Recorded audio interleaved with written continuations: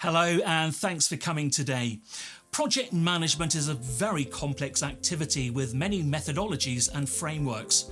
We're going to be looking at 4 of these in particular, with their strengths and weaknesses.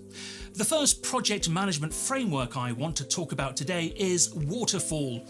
It's a more classic way of managing projects, essentially with tasks following a strict chronological order. So you start a task once you've wrapped up the previous one. In terms of pros, it's fairly straightforward and easy to implement, especially with large teams. However, as the name suggests, once the water's flowing on that waterfall, there's no turning back, meaning you can't go back to previous stages. Therefore, it's essential to plan carefully ahead and keep thorough documentation of each stage. Then we have the Agile framework. When you think Agile, think incremental, collaborative and cross-functional. Unlike Waterfall, it allows for simultaneous workflows and course corrections midway through.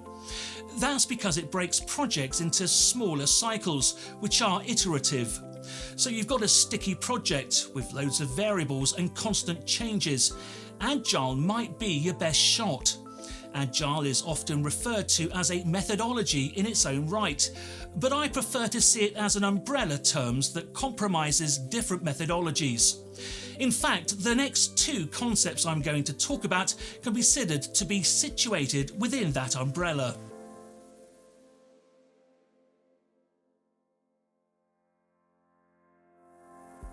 The first methodology within the Agile framework is Scrum. Rugby fans will get the idea quickly. The concept comes from that moment, if you're not familiar with the sport, when the players gather closely together to push forward. That's the basic idea in Scrum: small, close-knit groups with strong communication channels.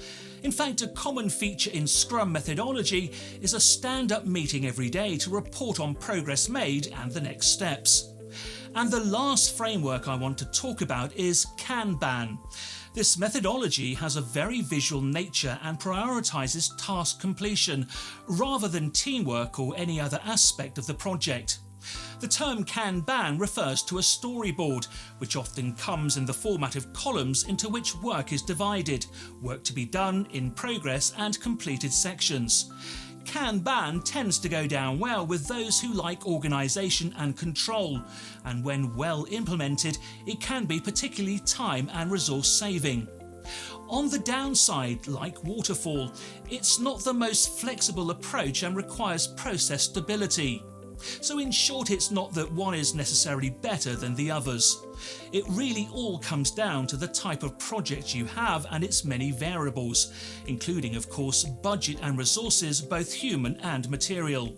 So I'd recommend putting some thought into the best methodology for that particular project before you get your hands dirty.